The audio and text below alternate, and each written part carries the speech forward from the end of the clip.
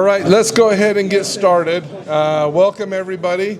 If you're looking for a seat, there's still several over here. So come on in and sit down. A couple of announcements before we get started. They've asked us to stay off of the rostrum up here. They don't want anybody up there, okay? They don't want you wandering around the building either. There is the bathrooms right over there. You can do that in the foyer area there. Otherwise, please don't go wandering around the building. They're pretty busy with Orem Fest right now, and they don't know if it's us or somebody else wandering around. So thanks for that. If you need a ticket, raise your hand. That's fine. Perfect. Anybody else needs a ticket still for door prizes? All right. Before we turn the time over to Carl for some event announcements, I want to turn the time over to Noji. He wants to introduce some folks.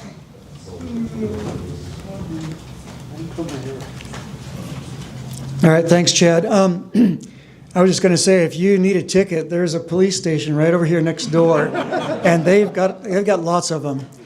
But at any rate, I'd like to. So every month, what we try to do, if we can, is to invite and introduce another club to our club meeting to kind of show off what they do and so forth. And sometimes it's by invitation, sometimes it's by accident. Tonight it was a little bit by accident, and tonight we have Tom Harrington, AF7J from the Ogden Club. Could you please come up, Tom? And I want to let you know that Tom and I have been friends for a couple of years now, and we love other clubs. We're not the only game in town, and we just love to brush shoulders with other people, to let everybody know that there are other ways to join clubs and things. Even if you're living far away, there's places you can get involved with ham radio. That's not just us. Anyway, Tom, could you please just tell us a little bit about the Ogden Club? Yeah, so my name's Thomas Harrington, AF7J, and the Ogden Amateur Radio Club, they do a lot of different events. One of the events that they just recently done was the Golden Spike, and they used a special call sign called W7G.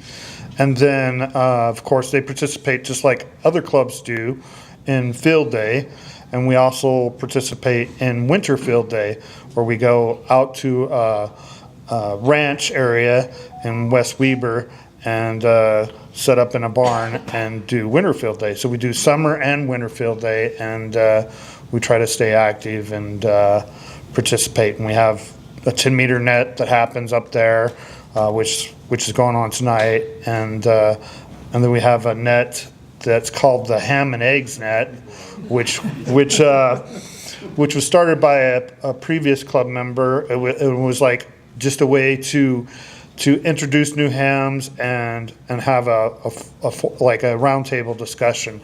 And so the enticing thing about having that ham and eggs net was also like, well, if we have the ham and eggs net, when's the ham and eggs breakfast? So after we have the net, the next preceding day in the morning, we meet up and have a breakfast hour and chit chat, and that's done weekly. So thank you. How large is your club? Statistics, I'm not a big statistician on the club, but I believe we normally have about 40 to 50 people sometimes show up. It just depends on the events. It seems like if you say that there's going to be a steak fry or something, you can have everybody coming out of the woodwork. But if you have something that's a rum drum kind of Bueller type presentation, then you don't usually get that many people showing up. So it varies. Thank you. All right, thanks, Tom. Okay, we'll get into our announcements now. First of all, we'll start off with Carl, WE7ONG. I feel like I gotta walk into a J-Ball. It's already up there. While we're young, Carl, while we're young. Wow. All right. Good crowd. Considering this is the first time we've been in here. Cool. Before I start here, by a show of hands, how many have ever been to the 7-6 barbecue? Show of hands. Just only a few people. Question? Huh? What was the question? How many people have been to a 7-6 barbecue? Yeah, that'd be easier. Anyway, so that's what my announcement's all about. It's hard to talk to hear from the mic. Oh, You might have to pick it up. Pick it up? Yeah. This up? Yeah. Shorter. Put this on? Okay, I didn't know how active this thing was either. Okay. Anyway, the 7-6ers have been around prior to this club. And we always had events with the 7-6ers. We had barbecues and ice cream socials and this kind of thing. And this club kind of mushroomed out of that group. And it's a social group. It is not a club. But we've continued on because we're on the UVARC 146.76 repeater, which belongs to UVARC. And we did not want to step on anybody's toes by mixing their repeater with our club, if you know what I mean, if you follow me, okay? Anyway, so I think, do I hit it? This Saturday happens to be our annual barbecue. Now, it says 10 a.m. to 2, but Lynn tells me that we've got the place from 8 o'clock on. Noji tells me he's going to be there at 8 o'clock to start setting up the GOTA station, because we set up a GOTA station there in the park, so you can get on the air on HF. We're going to barbecue the chicken on site this year instead of making it all the night before.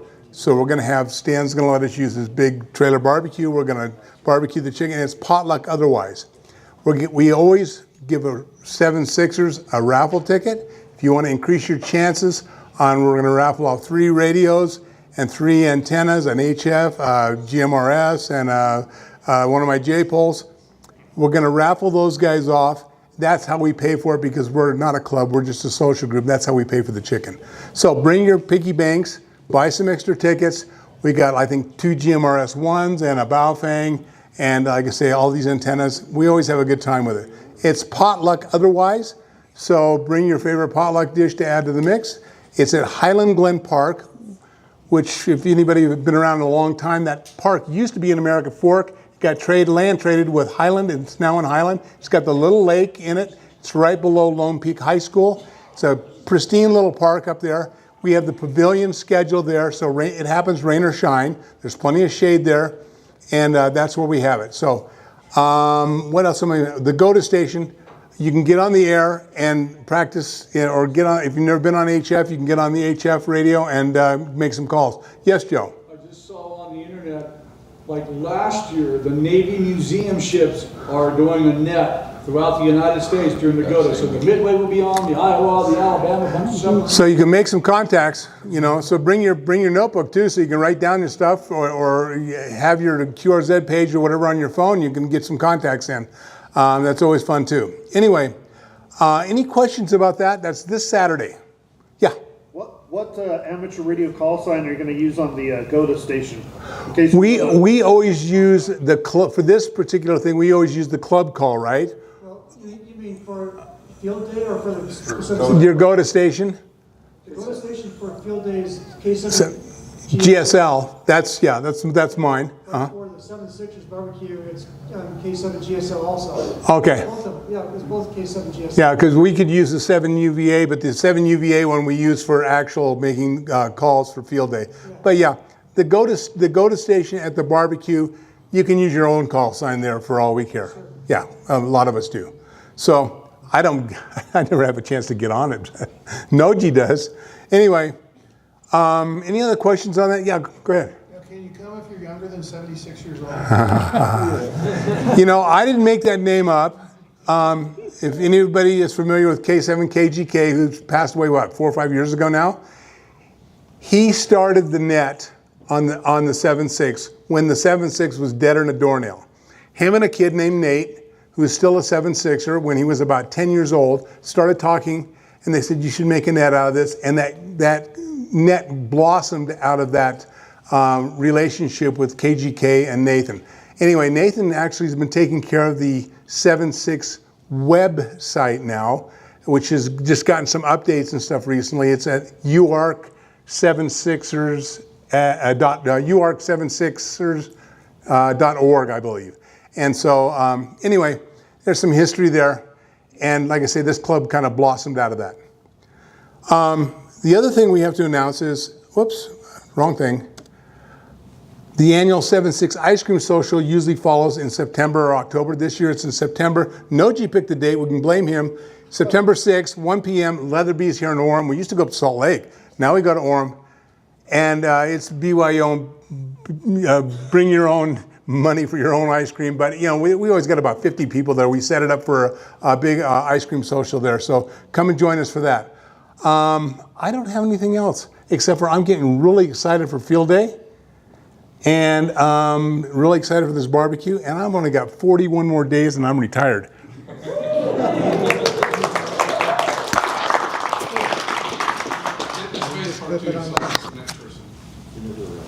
Oh, spacebar. Oh, that would be Joe.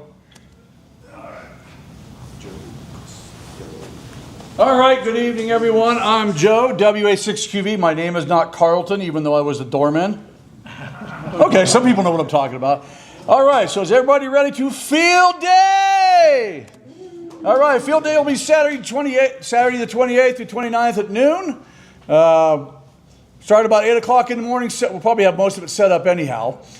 We're at the Trout Creek location. If you don't know where that is, look on our Facebook events page. If you still don't know where that's at, go to the ARRL Field Day Locator. Put that in Google. It'll take you right to it. We're just a little bit north of Strawberry. Saturday at 5 p.m. will be the potluck. We're having a spaghetti dinner. I posted the sign up on the Facebook page. And Trevor, if I can get you to email that out later on. Okay. I screwed up. I made it available to anybody who has a link. But I made it so you couldn't edit it. I guess it's something new. I didn't do that last year. So now it should be, you should be able to go on and edit it. So see what you can. If there's desserts and fruits, if you want to bring something else, bring that. I got 27 quarts of spaghetti sauce, a couple pounds of spaghetti. We're going to throw some hamburger in it. Noji's going to bring some meatballs. Carl and the family's bringing the Parmesan cheese. They're buying the expensive stuff. It's the generic one from Walmart, right? Just kidding. Yeah, I know. He's bringing the good stuff. All right. Now, I'm going to be up there in the afternoon of the 19th. So you can see the 19th and 28th. There's a long time. I'm going up there camping. It gives me a time to use some leave from work so I don't lose it. So I'll be up there. So if you want to bring your camper up that weekend, park it up there, leave it there till you come back up sometime near the end of next weekend, that's fine. I know Carl will be up on Monday. Yep. Carl will be up there on Monday. I'm going camping with a 6-year-old. She's all excited. She looks at the calendar and every day tells me how many days we got till we go camping. All right, the Ham Radio Fair will be July 17, 6 to 8 p.m. at Pheasant Brook Park in Linden. If you put in Pheasant Brook Park on your map app, it'll take you right to it. Just follow the directions. All right. Next is Gavin. Joe, that will be in place of our meeting next month. That'll be in the place of our meeting. So I'm not going to go back because I'll probably screw it up. So since Gavin, you here? I haven't seen him, so I'll just go ahead for Gavin. Utah County Amateur Radio Emergency Service. They have a net on Tuesday nights at 9 p.m. They do have a tiered qualification program. You can talk about them, can't you? Yeah, Am I doing okay? you're fine. Okay. Haven't told any lies that I know. All right, so there's how you, yes. You know who's good at that is Jenna. When I tell about it, it's boring. When somebody else tells about it, it's awesome. If you want to learn more, go to ucares.org. They also have a Facebook page. They don't have it on here, but the first Tuesday of the month is a meeting at the Sheriff's Liaison Office. That's posted on their website, too. You can read all about that. Happened last Tuesday. What's that? Which happened last Tuesday. Which happened last Tuesday, which was the first Tuesday of the month, right? Yeah, it was. Yeah. Yep, there we go. All right. Sean, you're up, brother.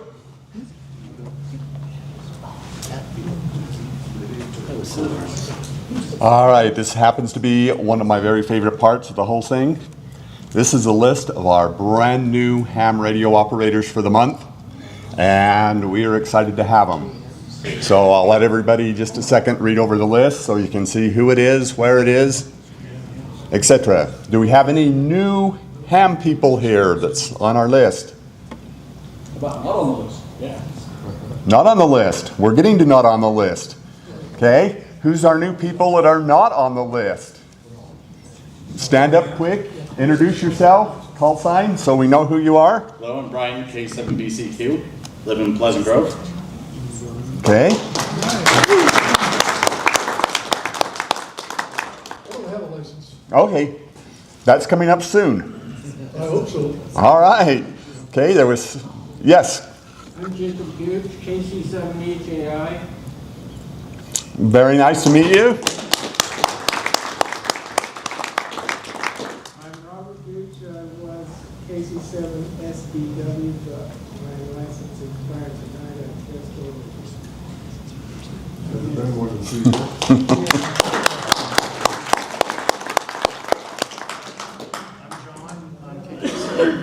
CIF from Provo.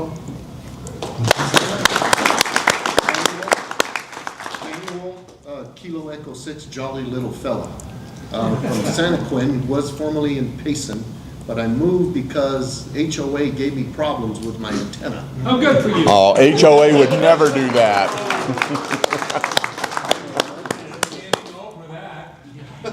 I'm Tyler, KM7AEJ from Spanish Fort. I'm Dirk Ostermiller.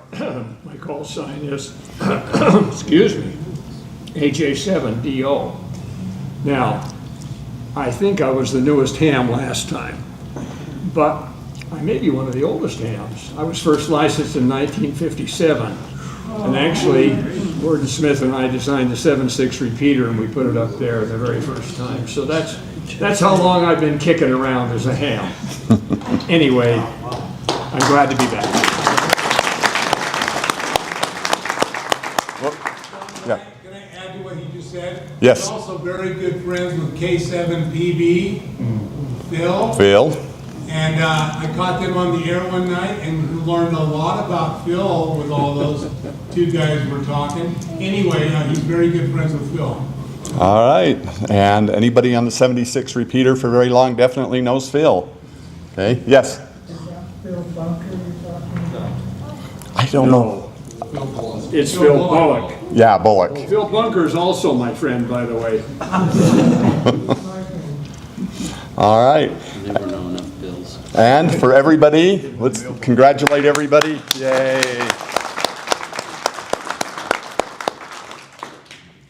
Okay, the next part is upgrades. These are our people for upgrades on the last month roughly. And do we have any upgrades here today? Wade's here. Whoa, give us your call sign so everybody knows. Kilo 7, Romeo Whiskey. Fantastic.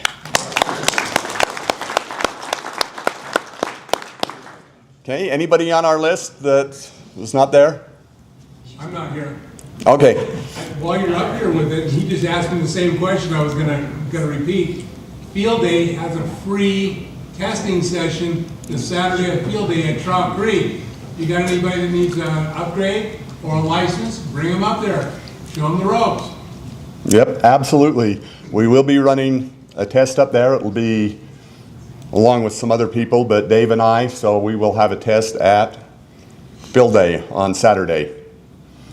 So it's your chance to upgrade, or for those new people that want to get their license, a chance to get their license plus get on the air and check out HF, etc., etc. Plus, it's free. Yes, it's free. Just ask Jackson. Okay. Yeah, Jackson. That was last year. All right, let's give everybody a hand on their upgrades.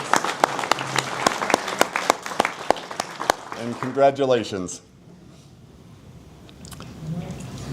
Okay, presentation. Before we get started with the presentation, on field day, okay, bring your handheld radios and all that stuff, but during the field day operating hours, we ask that you don't do any HF other than what's on club radios. We had problems the past few years of somebody else trying to make contacts in our camping ground and basically completely wiping out one of our HF stations. So we asked during field day, only HF stations, the 3 that the club has, okay? And I believe the testing session starts at 1. Sean, testing session from 1 to 3? I don't know the exact time. Okay. Yeah, probably. Okay, that's what we did last year. Yeah, probably 1 to 3. All right, any questions about the announcements tonight? Okay. I have a question. Oh, go ahead. On the campgrounds, can you elaborate on if you want to bring your trailer? Yes, there's lots of room up there. It's just a big open field. And there's kind of 2 general areas where people can camp. I think we had probably 20 trailers up there last year. Probably more than that. So yeah, there's lots of room. So if you want to bring a trailer up, yeah, you're good to do that. Fee for that? Well, no fees. No fees. You want to bring your 4-wheelers up, there's plenty of 4-wheel trailers Yep. back there, and close to the lake, everything. Will 4-wheel drive be needed or no? No. All right, okay, we'll get right into tonight's presentation. We really appreciate Larry coming to teach us about NVIS. So Can I introduce Larry? You can. Thanks. Sorry, I gotta hold this thing this close. Anyway, for those of you who don't know Larry, he's right here. And for those of you who do know Larry, he's still right there. But you know what? He's a great guy, and he's going to talk to us about a word I can't even pronounce. And so I hope he's going to enlighten us. Larry's been a good friend of mine for at least a week, but maybe even longer. He's a great guy. I love him to death. He's very active in the ERC, which is the LDS Church's Emergency Response Communications. And he's done a lot of teaching, a lot of just Elmering in general, showing people how to do ham radio, and he's a great friend. So I just want to turn it over to Larry. Thanks, Larry. Anybody ready for a bathroom break? Yeah. Okay. All right, I will use my diaphragm.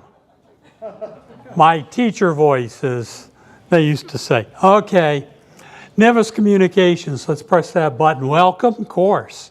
Larry Driskill, Kilo Echo 7 Alpha Uniform. I was licensed not in 57, but back in 65, so I'm a late bloomer on that. I had a career in professional audio, and that include wireless microphones, got to use my RF in that part of my career.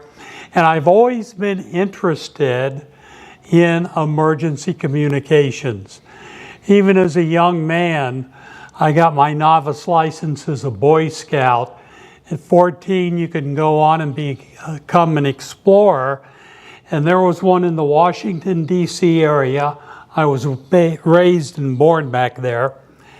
And they had an explorer post that had a civil defense van. And man, I wanted to be part of that, but I never got that worked out. All right, we're going to talk about NVIS. Noji, you wanted to know? Near Vertical Incident Skywave, and here's your 2 pronunciations. NVIS or NVIS, and I'll use them both tonight interchangeably and not be aware of it. This is useful. This is HF communications. It's basically 3 megahertz to 10 megahertz, plus or minus some on each end. It's useful for local, regional, disaster communication. The radio waves coming up out of this valley in this mountain area and bouncing off the ionosphere and coming straight back down. That's a method of propagation, and that's what we're going to talk about tonight. It's used on 160 gets in there, and that's about 1.9 megahertz or so. That's pretty low. But the main bands are 80, 60, and 40 meters that we make use of. And let's see, the HF signals are radiated vertically from the surface of the Earth till they hit the ionosphere, a particular layer up there. And once they hit that, they're slowed down by that ionized cloud of plasma, if you will, and refracted. You can think reflected, but they're actually refracted. There is a difference. And then they come straight back down. So basically you end up with a repeater in the sky, okay? And that's not under anybody's local control. God can turn it off anytime he wants. And lately there's been a lot of that going on.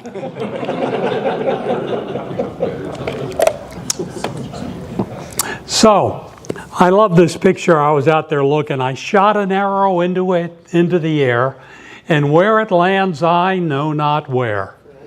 That was Larry as a novice operator. I'd fire up the radio, get on. Oh, it was 40. I only had one crystal, by the way, and it worked on 40 meters. And I would key up, and I would tune my receiver plus and minus to try and find somebody sending my call back. And as I did that, I'm hoping for something really far. One afternoon, I got Ohio all the way from Washington, D.C. Man, I was a happy camper that day. Also, I had a neighbor who, for his 12th birthday, got a bow and arrow set. And he would go out in the backyard. We were butted together, okay, backyards. And he'd shoot that arrow straight up in the air. Yeah, I was smart enough not to be out there when he did it. My parents, I told them, and they said, "You shouldn't be out there." Yeah, I'm not out there. But anyhow, this is how we get a radio wave to bounce. We shoot it straight up out of our antenna and let the ionosphere with all of its plasma turn that wave around and send it back down. If you want local contacts, that's the way to do it, beyond the line of sight. When your UHF and VHF has petered out, you can easily get 150 kilometers. Circle out of sending it up and having it turned around and come back down in a cone. You can get that out to really 400 miles if you want. But this is the way you can have a state intercom working on NVIS. Okay? Very powerful thing. Now, the other thing I told you I'm interested in is emergency communications. In the federal code or Code of Federal Regulations that applies to hams, in subpart A, general provisions, it says basically we're giving the hams part of our spectrum for the following reasons. And it names about 4 or 5 of them.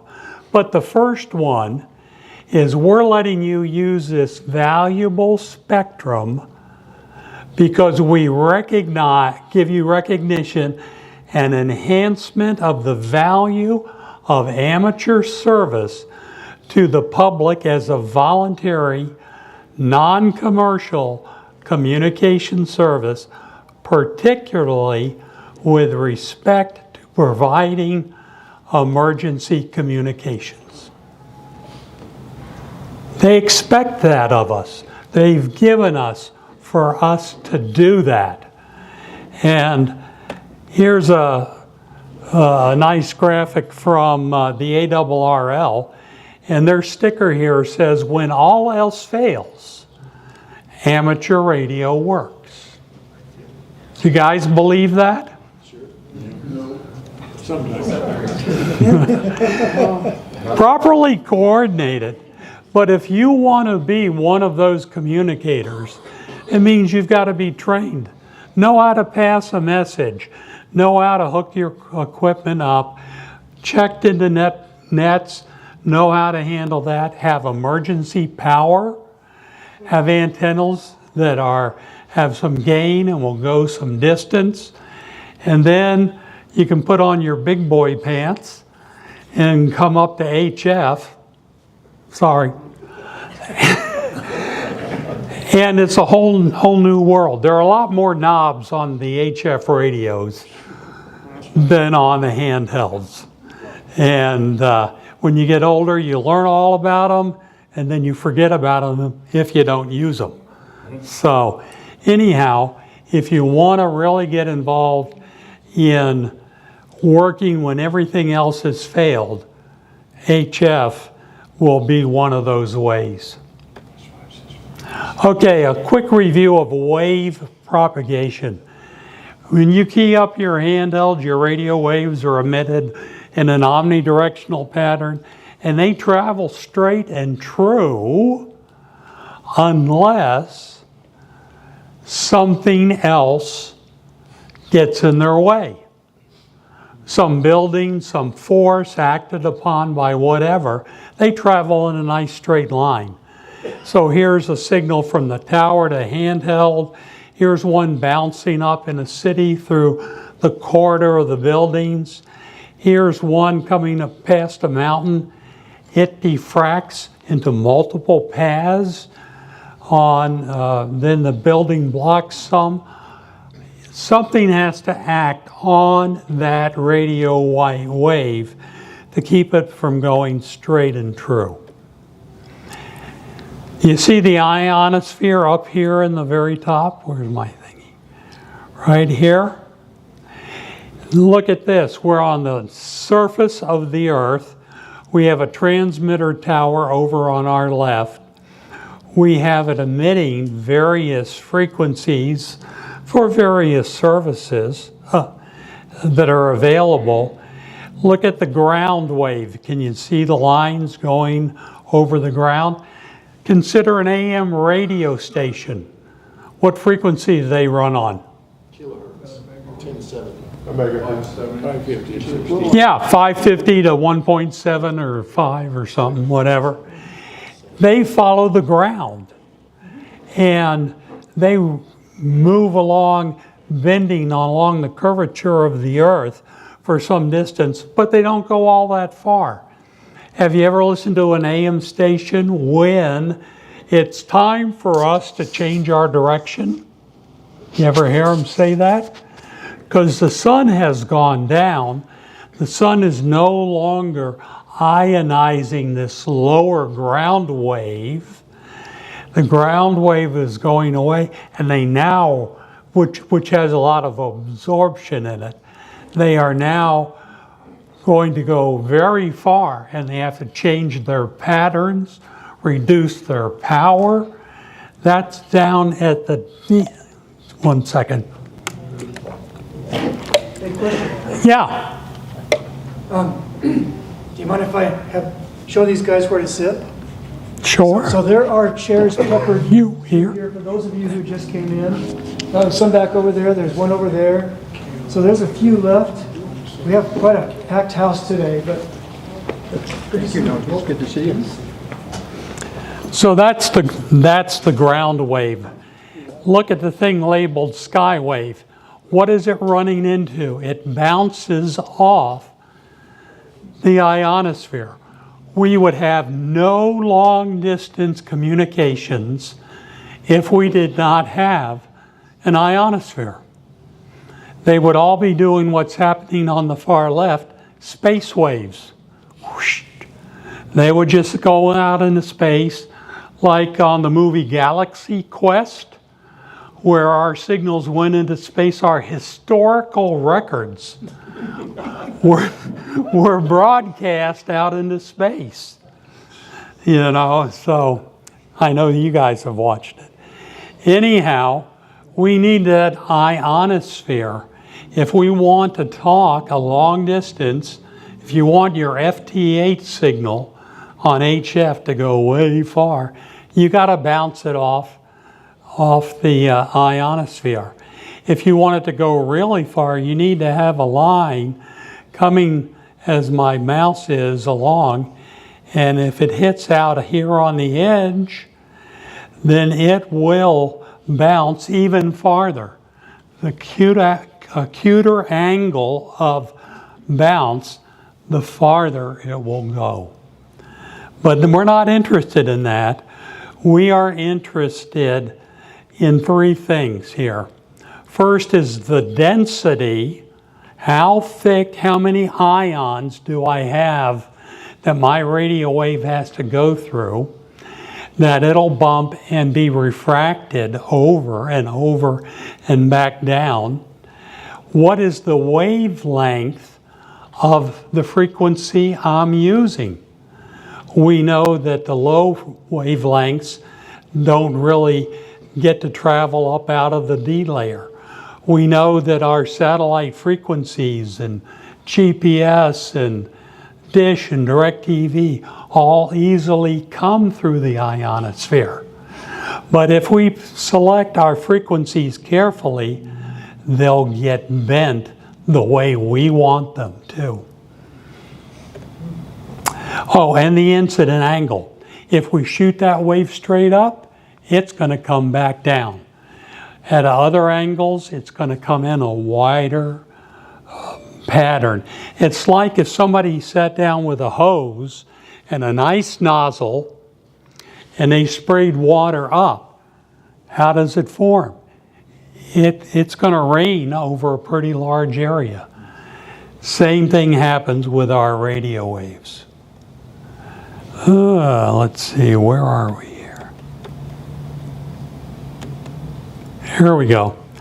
So, as we look at these waves, and this is done with, there's a software called ray tracing, and you can get it to say if you come in at one angle at a given frequency, it'll bounce here, and it'll model all that for you. But look at the far left one. It's coming up straight, makes a little dog leg, and then again goes out into space. That's a higher frequency. The lower ones, like the difference between 40 and 80 meters, are maybe being bent over and coming back. That's how we control that.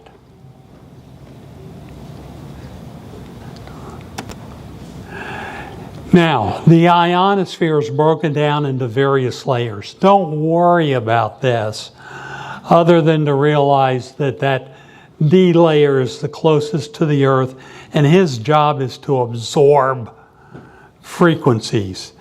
And you got to really work hard to push them through. The other layers, the E, the F1, the F2, the only one you care about there is really the F2. Look in the lower right-hand corner. You see the night and the day separation.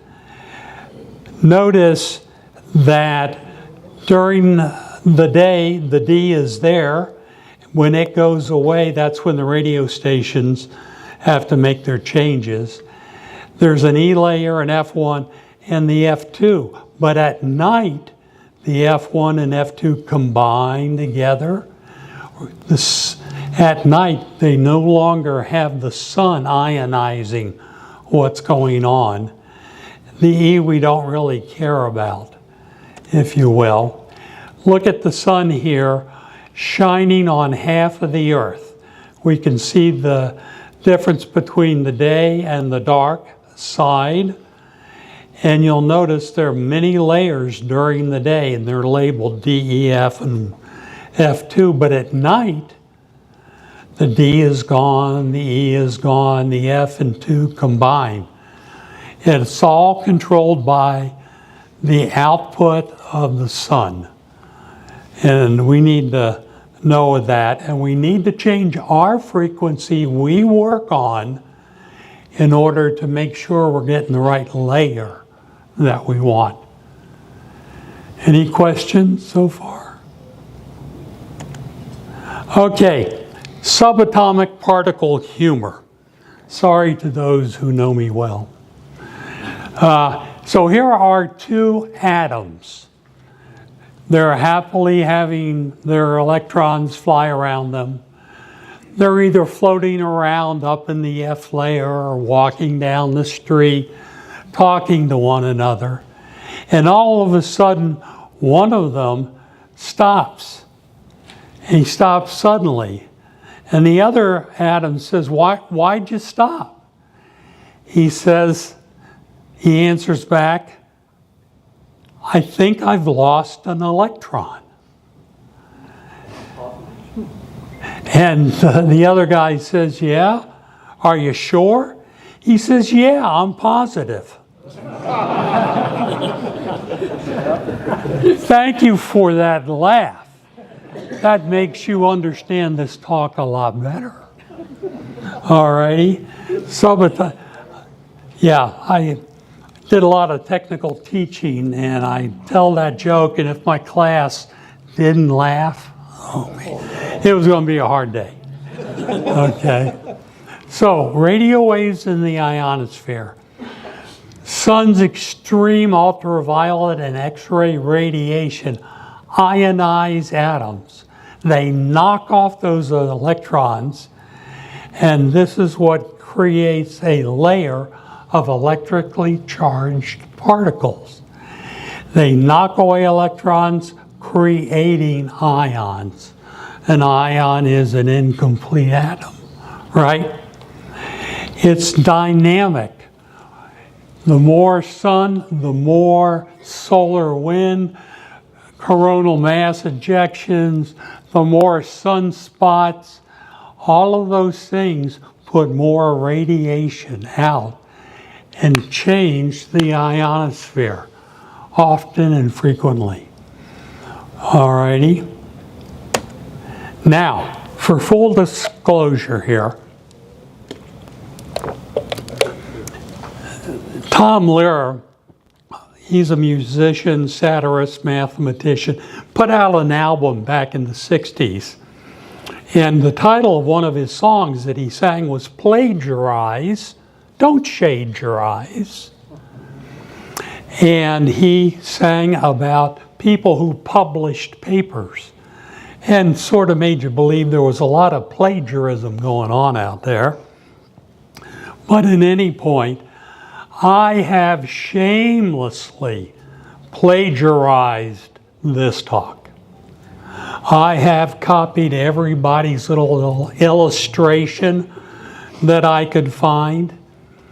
And this next guy I'm going to show you is basically his scientific research that I'm here tonight to present.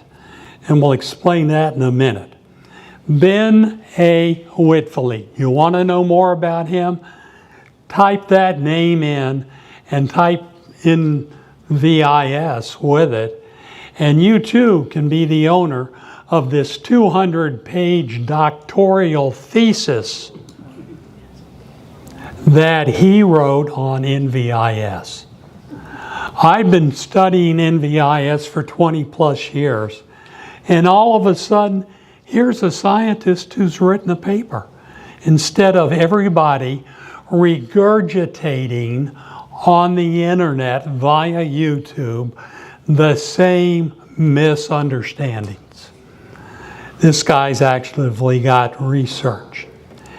Now I can tell that he's been out there and published enough because in one of his talks, he published this slide, optimum antenna height. Anybody know what you have been told, what you've heard? What is the best height of an HF antenna to be off the ground for optimum performance? 10 to 12 feet. 0.05 to 0.1 wavelengths. Oh, okay, a lot of good stuff. Half wavelength, depending on your frequency. Half wavelength depending on your frequency. I got one over here. 30 feet? Right. Remember he said 30 feet. Depends on the frequency. I'm going to help you out with that. Yeah. What now? It also depends on what your intention is, right? So if you're trying to do this, you can actually do it at like 5 feet and operate straight up. That is true. But now I'm going to work towards telling you the optimal height that you should run to get the strongest signal leaving your antenna and returning out in the field somewhere, okay?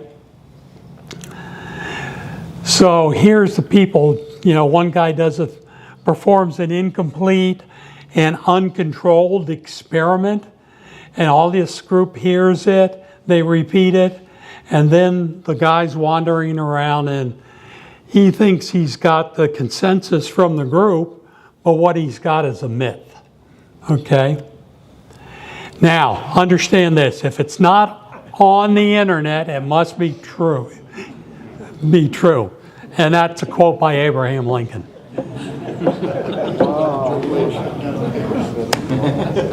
All right, here's a sample of Ben's research.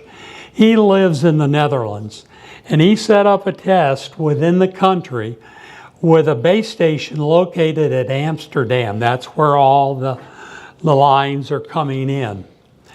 And if you look in the top left corner, you'll see a legend, and you can see what 50 miles is.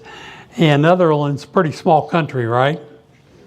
Okay, so he, during a national event, recorded all 80-some people, and he was able to, with this antenna you see in the lower left-hand corner, made by Roden Schwartz, premier RF instrumentation company in the world, in my ignorant opinion.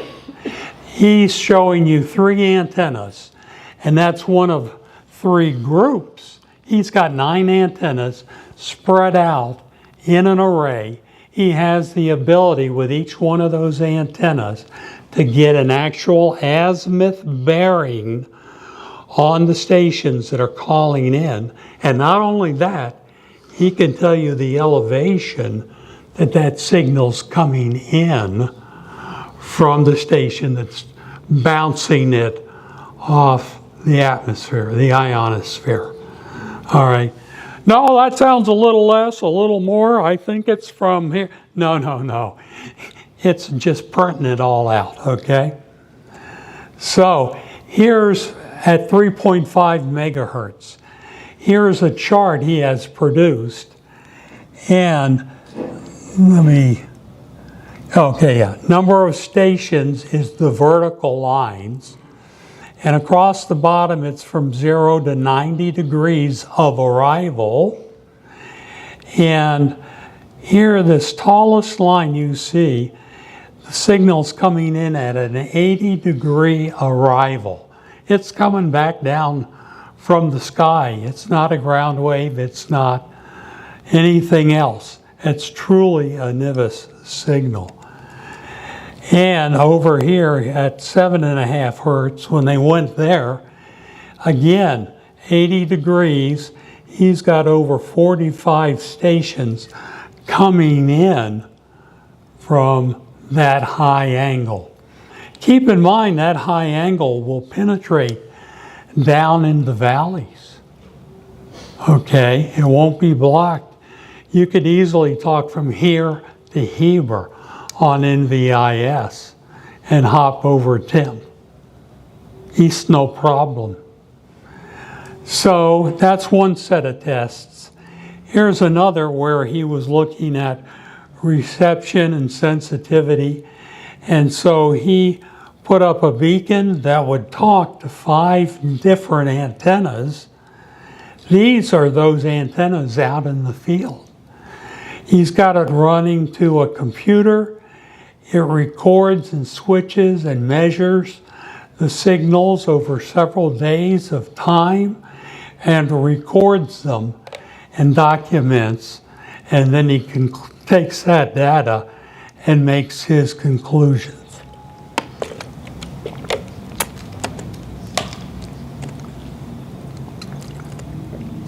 So, requirements for NVIS operations. You need an ionosphere. Choose your appropriate band based on F0, F2. We'll tell you what that is in just a minute. You need a proper antenna. You need a horizontal radiator located at the proper height. We'll tell you how to optimize that. And that means you can't use a vertical. I've used a vertical all my life. I've worked a lot of NVIS. I can tell you that. I don't need to make any changes. Who here believes that antennas are always reciprocal in transmit and receive? I do. Okay? If I said, I agree with you, VHF, UHF, where the reflectors, directors, active elements are all related to and generally placed in free space, because it doesn't take much to get in free space. But if I take a dipole and I want to send a signal from it, and I send it through and then I receive down and now I lay it on the ground, what do you think? It changes everything. Changes everything. And well, why is that? It's because you've altered the characteristics of the antenna so that it actually acts differently. Because in free space you've got reciprocity, whereas you can't guarantee that on the ground because of coupling and other things. So if I want a free space on 80 meters, how high does that have to be off the ground? Let's see, space is about, pretty high up there. You know, if I want it to look like a regular dipole, I got to get at least a half wave off. But I'd like to be what, a wave? Length off? Oops, my battery is running low.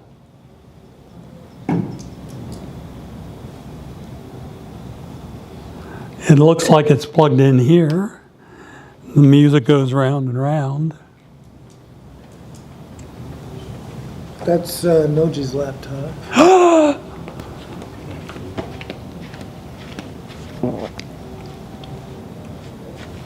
If you have an antenna that's receiving, have you ever tried a log antenna, LOG, loop on the ground? Loop on the ground? And what have you found? Great for receive. I got one in the front yard. It's great for receive. And I mean, it's laying on the ground. I've got about 60 to 70 feet of wire that just run around my front yard. Do you transmit through that wire? You can, but it doesn't do very well. Oh, why is that? Because it's being blocked by the ground. It's, yes, exactly. We have 150 feet of long wire that's 6 feet above the ground that goes all the way around the perimeter of my backyard.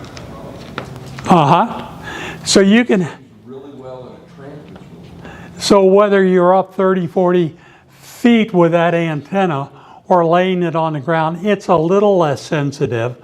Noise kind of goes away. Oh, yeah. But The ground, the better the noise, or yeah. the least noise. But if you transmit on 80 meters, all the worms come up out of the ground.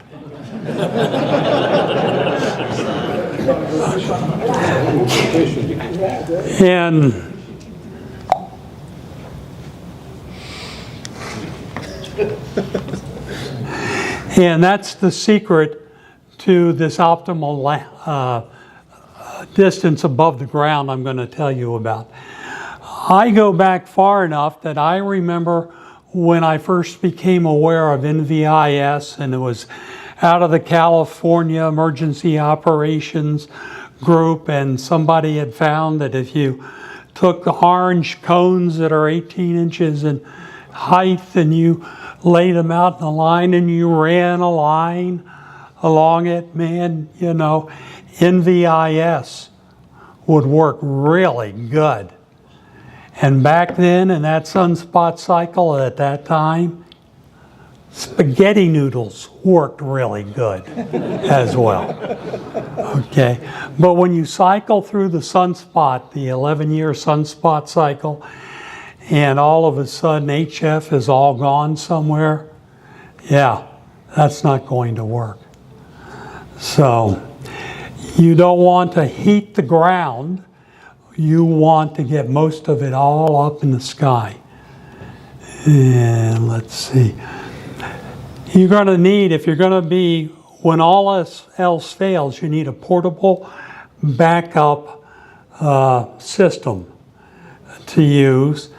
And so you can, when yours comes down in the earthquake, you can put one up that's portable or whatever you need. You want to minimize low angle reception because all you're going to get is more noise added in. Make it easy for one person to go ahead and set up. Everything's about signal to noise. So my friend Dave sitting here, he and I were working a 240-mile, 5-day continual people running race communications around the whole perimeter of 240 miles. This one had been set up with portable repeaters and all that. And we were looking for NVIS backup. So one night, I got in my car, drove 60 miles south of our campground where the main headquarters and communications trailer was located, and set up my portable.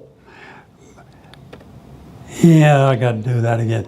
Base camp was located in the RV park.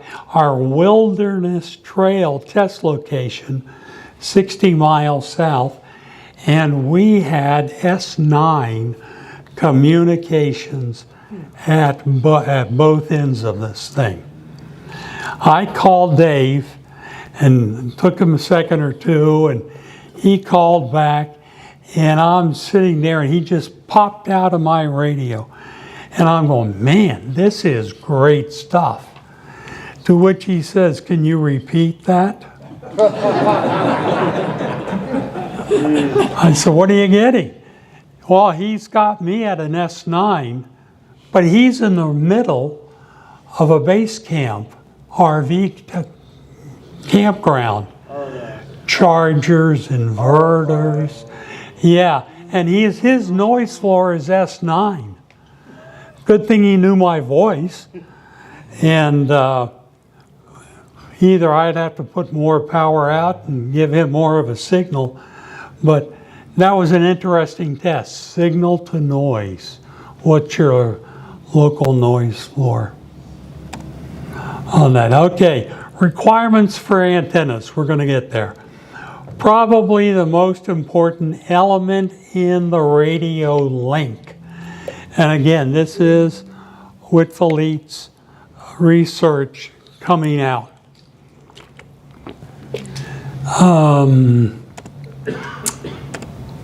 Horizontal radiation, we'd like 90 degrees and we'd like 70 on each side of it to go up and have enough to come back down.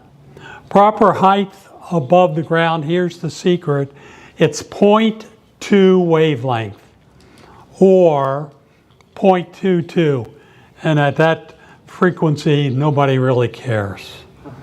Alrighty, that if you have an antenna that's long enough, you feed it with twin line, you get yourself a 10-to-1 SWR tuner. You can switch between 160, 80, 40, 60, or 20. Okay. It's temporary and portable. You need it to be set up by one operator. Let's see here. So this is basically what we're looking for. We want the green lines, and we don't mind some of the other lines as if we're going to have a wider area. But if you don't want to have a skip zone, make sure you're doing 90 up and back down, and they'll come all around you. Okay, Whitfield, this is the table he developed. And there are different soil types. Some are more conductive than others. Look at the one on seawater. It's got a high conductivity, 5,000 microsiemens per meter. And you only have to be 0.13 wavelength above sea water. If you got clay, then you need to be a little higher. Farmland, 0.19. A lake, especially if it's got some pollution in it, bad chemicals, then it's more conductive and it'll be 0.2. Urban, 0.22. Okay, we're getting closer here. Look at the standard dipole and NVIS dipoles that we have. Look at the bottom picture. A standard dipole, put it at standard height, tilts up and allows you to get dx. Look at the null on the very center of it, compared to a NVIS dipole that's put at 0.22 or 0.2. There's 12 dB difference. Okay, isn't that 2 S units? If I'd given you 2 more S units, Dave, would you have been happy listening to me? Also, this figure 8 pattern turns into somebody squishing it, and he's omnidirectional. And so if you're doing 80 or 40, you put up a dipole at the right height, you get this dome of coverage, and it's very nice. Okay, again, this is Whitfield. Look at the, well, let me get you a good one here. Antennas, height above ground. Elevation patterns of a 75 meter dipole for NVIS service. And you see it at 10 feet, 30, 50, and 70. Look at the green line, that's 30. Look at the blue line, that one is 70 feet. Look at the difference. It's 1 dB between being at 70 feet and 30 feet. Can you afford to lose a dB? Oh yeah. Just come down in height, okay? And the circle here is a little less ideally circle, but 50 feet, 70 feet, 30 is just a little inside that. All right, a proposed antenna. Here is a fed with a ladder line up to 2 55-foot elements. And here they're sitting about 31 feet. Its twin lead comes down, turn it into a ballon, choke it well with a 1-to-1 on a tuner. You want a nice 10-to-1 SWR tuner, 3-to-1 inside your 7300. You have to turn it into emergency mode, reduces itself to 50 watts, and then we'll probably tune it. But anyhow, this is a nice proposal for that. How we doing? Where is that? I'm looking for.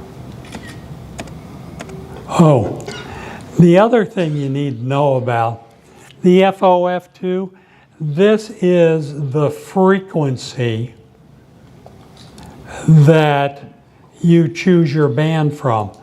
This is provided on the internet, prop.kc2g dash whatever. This is a screen that will come up for you. I've enlarged the United States portion.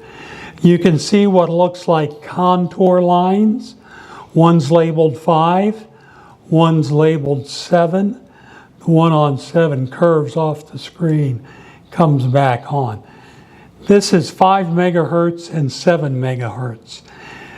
Frequencies above this, somewhere like 6 in the middle between the contour lines. Above that, they go off into space. Below 5, they'll be turned and come back down. So that's the frequency at F2. Yeah, I heard that. You can also go over here, go to this place, and they'll list the F2 frequency for you. And I always look at the Idaho National Labs, because they're north of us, but about our latitude, a little north. And I model their frequency. I can look back at Boulder, Colorado and see them and see their frequency. That's what they were. That's where we're headed. I can look at Port Arguello in California, and they're waiting to follow us both. This plot, yeah? Can you go back one slide so I can get a snapshot? That would be P for previous. Got it. Thank you. You're welcome. Is that the MUF then? The MUF is several times higher. It's for the more acuter angles, and its frequency generally is higher. So, but you want this one. Digisons, you used to be able to read those. They've taken them down. Here we go. Here's the gold, guys. This is what you've been waiting for. What do you need for an antenna? Simple dipole will work. If you're going to go on 80 meters, put it at 40 to 65 feet. If you're going to go 40 meters, do 20 to 33 feet, you were saying.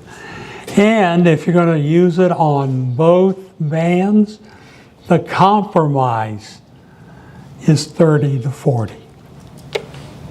The 9 feet ain't going to do it.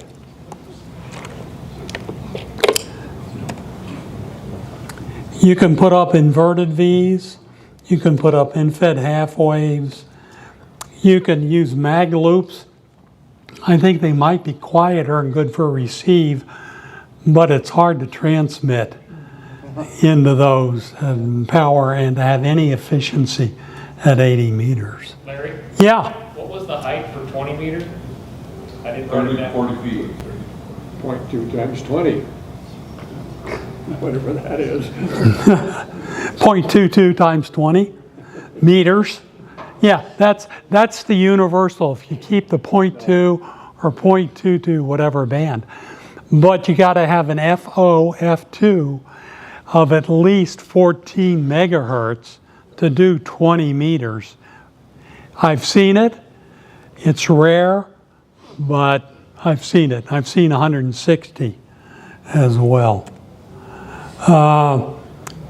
Mag loop on a car. Who doesn't want that truck? All right. Broadband terminated dipoles, very inefficient, but they'll cover, you know, that kind of thing. This is my portable setup. I have a trailer hitch mounted pole, goes up about 25 feet. By the way, most hams have a hard time hitting 30 and supporting a single antenna up that high. And if that's all you can do, that's all you can do. But and it ain't bad, okay? By the way, this is at the Titan Missile Museum in Arizona. They launch missiles, or used to. And this is one of their backup antennas. It is called a disc cone, and they let hams sit at this table and plug into their antenna. That was a good afternoon. Okay, but let me show you this. That's a pain in the butt setup, by the way. Oh, what? That is a pain in the butt setup. It should be. This is the polar response of a disc cone. Wasn't a NVIS, okay? Got a big notch at the top, but if you wanted to reach out, and they were hoping that antenna was still standing, you know, what can I say? We got to quit, Larry. We're done.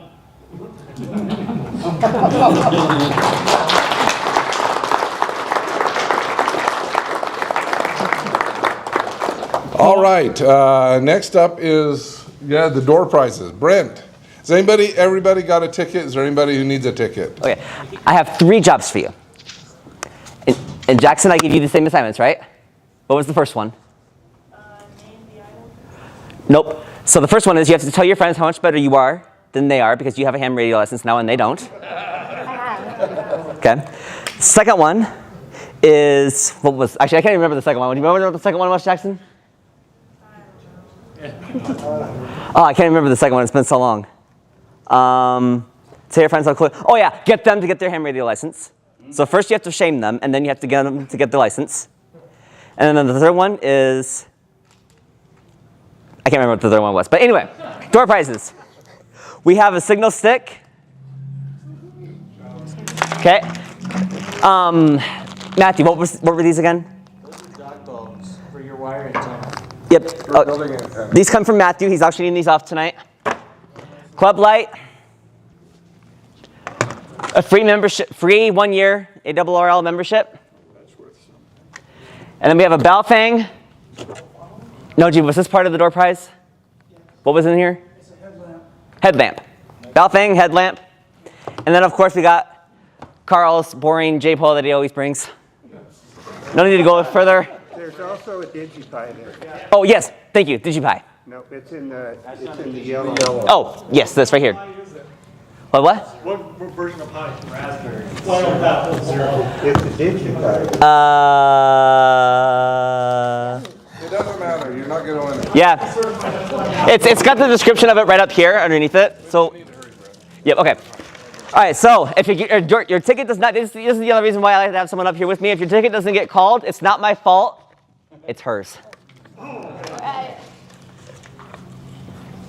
So just read The last 3 numbers is what you're looking for. Okay, 233. I'm 230. 233. So this is no ordinary Baofeng. Oh yeah, that's the one that we have. Color screen, larger screen. Okay, so you have to draw my number in order for me to get that. What was the number again? 233. Nope. The orange The orange thing?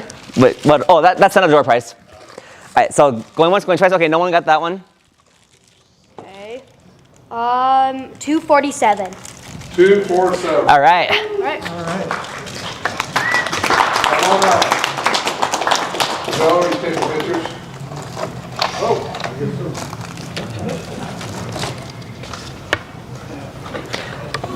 Are you able to win the door itself? Wait, what, do you have to win the door itself? No, can you? Can you? I take it. You just have to be inside the door. 47. Okay, pick out whatever you want up there. Okay. Ah, I just stole my radio. They're nice. All right, come look over here. Oh, look at that. Oh, no, yeah, don't put it in there. Okay. I have a picture of when Brent was in it. Okay. Pick out. 249. 249. All right, Ralph. Way to go, Ralph. All right, we may have to speed things up here, so while the person's coming up, we're going to keep going. 239. 239. 239. Going once, going twice. Okay. 232. 232. 232. I'm mixing them up. I mean, we're keeping them close, but nobody's here with us. Cool. 189. 189. This is the person who got 3 numbers off from me. All right. We're going to keep going. 205. 205. That's close to me. 205. All right. There we go, Cliff. I give these one really good shuffle. We got 1, 2, so we got 3 more to go. Yep. All right. 223. 223. There you go. So if you got it, you have to destroy that ticket. I'm visiting today. Oh, that matters. Yep, come on up. You're here, you have a ticket. And then don't forget the J-pole as well. It's worthless, but it works. Come on over here, go this far, a little farther, Cliff. Okay, 223, you want to see that? Nope, you're good. You don't have to. Yep. Okay. You just, 220. So what do I got? anything up here. Choice? There we go. 220. Going once, going twice. Not sold. Is that Carl's mom the day, she said to him the day he was born, it's just a dud. All right. 190. 190. 190. All right, what'd you get? Hold it up, hold it up. 190, going once, going twice. Not sold. 196. 196. Yeah. Okay, come on up. Yep, come on up. Picking the worst prize. Picking with the worst prize. Let's put this over there too so that And, I grabbed 2. there's this as well. 228. Yeah, there you go. 228. All right, come back over here. Hold it up, hold it up, hold it up, man, hold it up. Oh, there we go, got it. Apologize if someone's speaking that. 228. Anyone have 228? Man, we have a lot of people left early. Okay, 196. You just go and set it right here. 2 prizes left? 3, right here. All right. Okay, 2 more. 178. 178. All right, hold up, hold up, hold up. 178. Anyone have? Wait. That'll be the course for your. Nope. Okay, one left. All right, what do we got 229. left here? 229. All right, one more off just to make sure here. 232. 232. I think you put both tickets in there. 179. All right, hold up, Stan. 179. Right there. Okay. Right there. Here you are. And pose for a picture. Pose for a picture, stand up. Stand up, pose for a picture. All right, thanks, Brent. Yep. Thank you. Thanks for everybody for coming out tonight. As we're leaving everything the way it is, just make sure, your tickets aren't laying on the floor. Pick up all the trash. We really appreciate Orange City for letting us use their brand new city council chambers. We look forward to seeing you next week. If it's fine, US wide over to Apollo. I almost took it. And come and join us for a month or for a burger or whatever you want. And then we'll see you back here in August. Remember, next month is the fair at the park. Okay? All right. Oh, and thanks to Trevor for all of the hard work he puts in to get this out online. And for everybody. Thanks, guys.